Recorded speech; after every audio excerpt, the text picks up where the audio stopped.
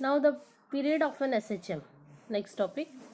So according to the definition of the period of SHM, the time taken by the particle performing SHM to complete one oscillation. For that, suppose हमने ऐसा pendulum लिए, जैसा हमें पता है कि one oscillation, that means because in the definition the time taken by the particle to complete one oscillation. तो जैसा इसके पहले वाले टॉपिक में भी मैंने आपको बताई थी कि one oscillation, that means this is the mean position.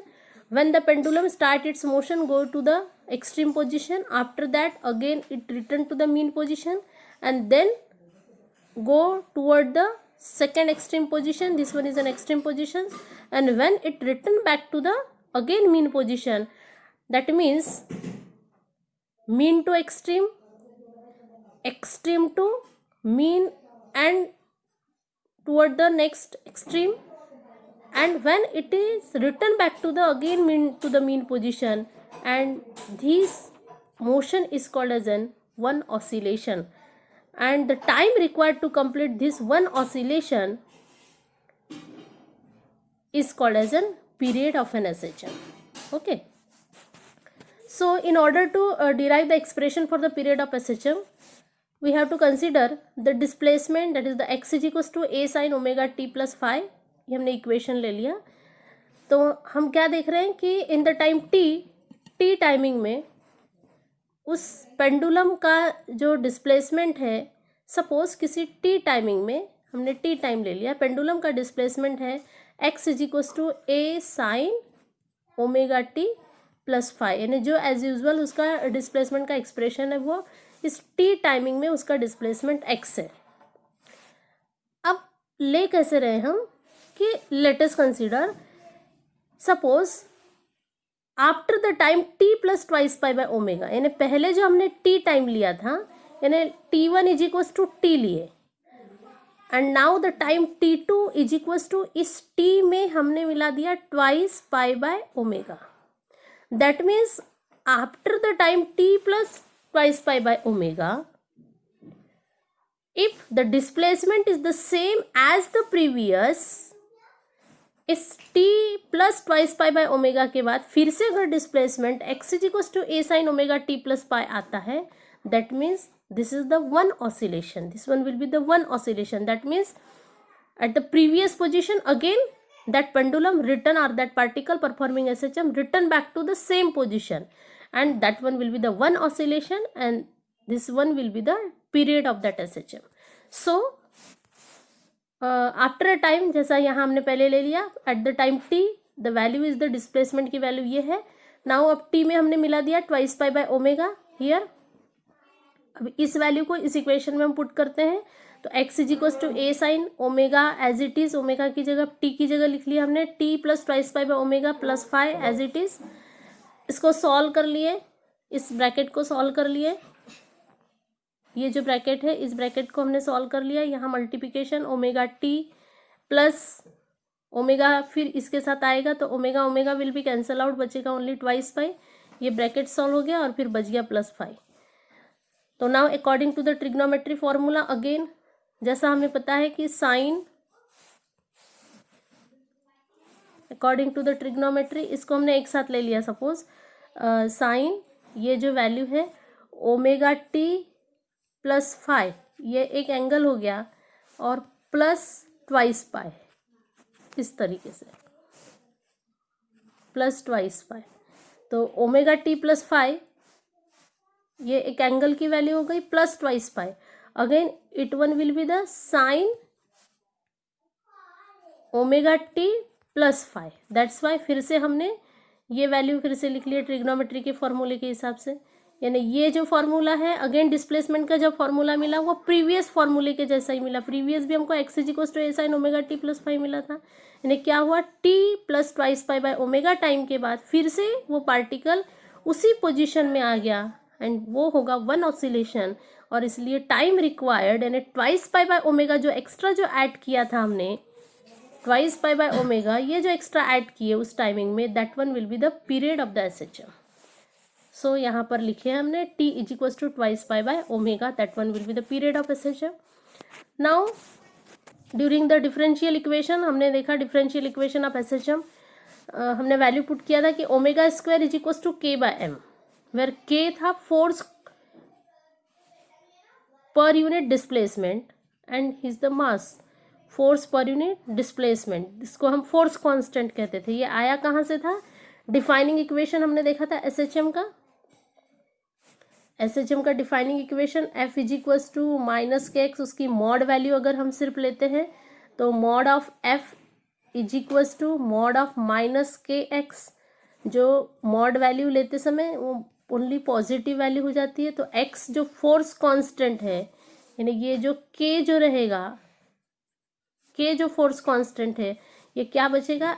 F by X, force per unit displacement, इसलिए यहाँ लिखा हुआ है force per unit displacement, K is equals to force per unit displacement, K की जगह फोर्स पर यूनिट डिस्प्लेसमेंट, ये defining equation से आया, and mass as it is. अब इसी चीज को लिखा कैसे है? एक्सेलरेशन पर यूनिट डिस्प्लेसमेंट। तो ये वैल्यू कैसे मिलेगी हमको? जैसा हमें पता है कि omega square is equals to, omega square होता है के बाय एम, ठीक।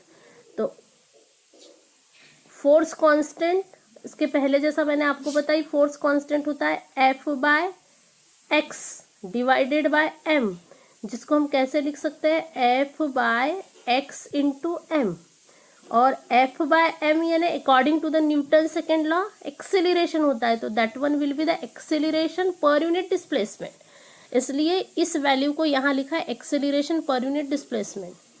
नाउ अब ये वैल्यू एक्सेलरेशन पर यूनिट डिस्प्लेसमेंट जो ओमेगा स्क्वायर है, ओमेगा स्क्वायर है, तो देयरफॉर ओमेगा होने के लिए क्या होगा? इसी वैल्यू को अंडर रूट में डाल देंगे, तो ये ओमेगा की वैल्यू यहाँ पुट की है, इसलिए पीरियड कैसे मिला हमको? Capital T is equals to twice pi, ये ओमेगा स्क्वायर था, तो इस ओमेगा के लिए under root of this value acceleration पर यूनिट डिस्प्लेसमेंट। ओके, तो this one will be the expression for the period of SHM. उसको हम ऐसा भी लिख सकते हैं, ट्वाइस बाय एम बाई के, यानी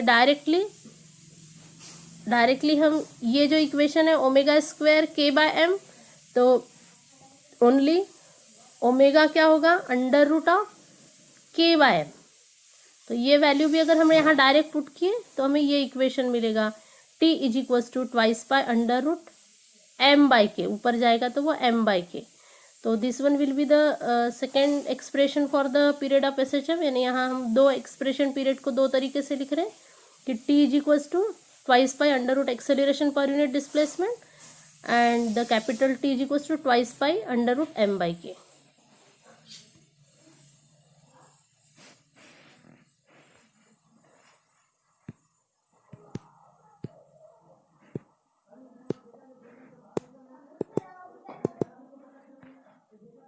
Now the next is the frequency of SHM. तो period and the frequency are reciprocal to each other. That's why यहाँ लिखा हुआ है n is equals to 1/2. जैसे पीरियड का फॉर्मूला क्या था, डेफिनेशन क्या थी? Time required to complete one oscillation, this is the number of oscillation per unit time, यानी एक सेकेंड में जितने नंबर ऑफ ऑसिलेशन होंगे, नंबर इसलिए that's why it is the reciprocal.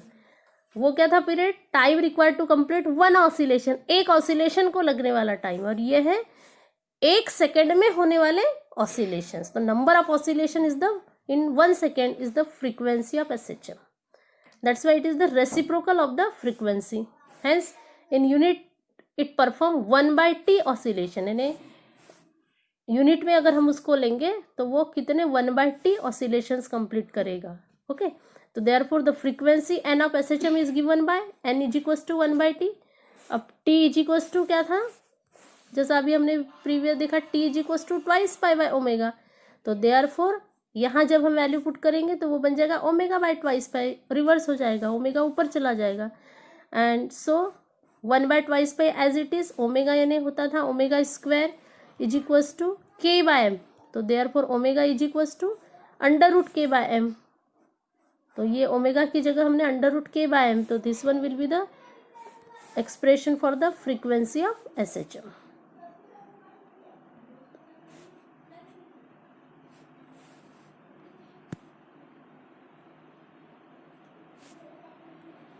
Now the next is the phase in SHM, state of oscillation. तो जैसा हमने देखा कि in the case of the displacement और the derivation of the displacement, x is equals to a sine omega T plus 5। This is the equation for the displacement. ये displacement का equation है।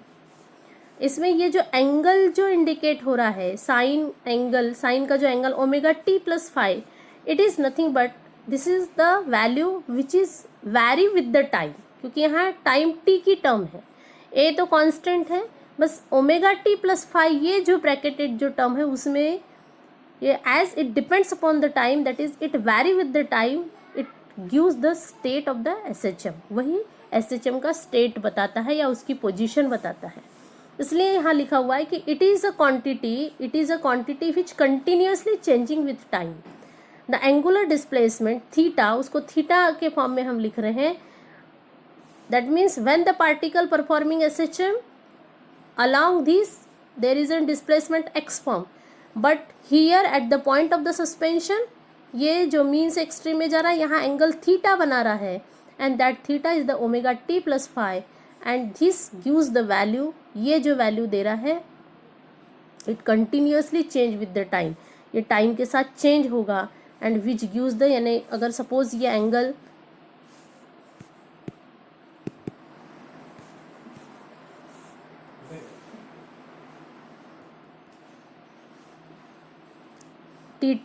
T1 timing में यहाँ पर है वो, तो ये एंगल इतना बनेगा। T2 टाइमिंग में अगर वो यहाँ पहुँच गया T2 टाइमिंग में, तो ये एंगल इतना बनाएगा। T3 टाइमिंग में वो अगर यहाँ पहुँच गया तो वो एंगल यहाँ बनाएगा। That means it change with time, वो टाइम के साथ चेंज होता है। It gives the state of the SHM, different position या ऑसिलेशन की स्टेट बताता है, and it is nothing but the phase of या phase in SHM। For that special cases लिया है कि suppose when the phase theta is equals to 0, जब phase theta is equals to 0 है, okay, when the phase theta is equals to 0 indicates that the particle is at the mean position. जैसा हमने previous discuss भी कर चुके हैं कि अगर वो थीटा इज इक्वल्स टू 0 इसका मतलब that particle is at the mean position, moving to the positive during the beginning of the first oscillation. Phase angle theta is equals to 360 degree or the twice pi is the beginning of the second oscillation. Obviously देखिए कैसा कि special case हम जैसा ले रहे हैं कि if when the particle performing SHM it start from this mean position, that is the theta is equals to 0, वहाँ पर कोई एंगल नहीं बनाएगा, यानी अब वो स्टार्ट कर रहा है मोशन कहाँ से, मीन पोजिशन से, at angle theta is equals to 0, but यानी it is the first oscillation.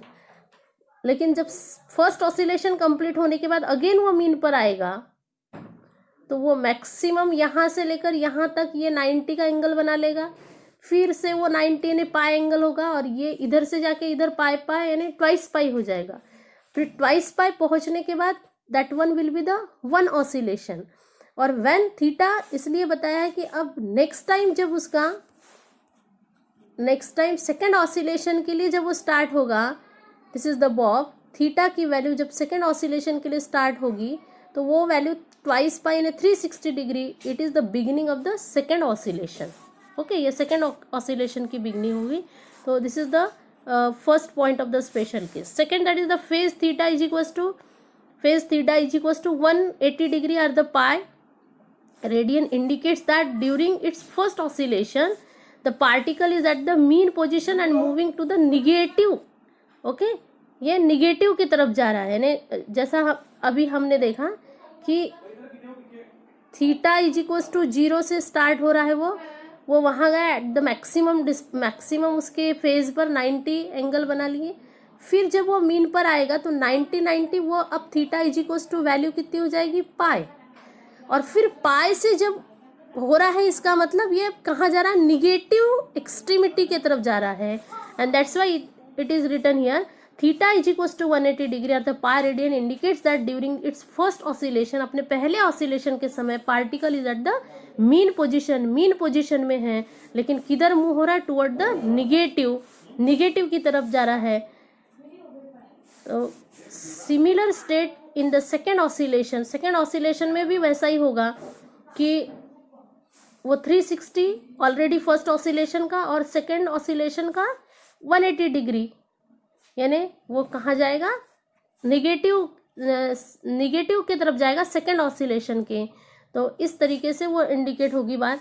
Now the third case here, theta is equal to 90 degree और π/2 इंडिकेट्स दैट, क्या इंडिकेट करेगा वो, पॉजिटिव ऑसिलेशन, पॉजिटिव एक्सट्रीम, यानी यहाँ से start हो रहा है उसका मोशन, अगर वो यहाँ 90 है तो फर्स्ट ऑसिलेशन के वो इधर मोशन करेगा, तो फर्स्ट ऑसिलेशन में, during first oscillation positive extreme की तरफ वो जा रहा है। फॉर द सेकेंड ऑसिलेशन वो उसी 360 में, पहला ऑसिलेशन का 360 उसमें 90 मिला दिए, तो वो सक्सेसिव ऑसिलेशन इस तरीके से वो, एंड सो ऑन। यहाँ फोर्थ केस यहाँ इंडिकेट हो रही है।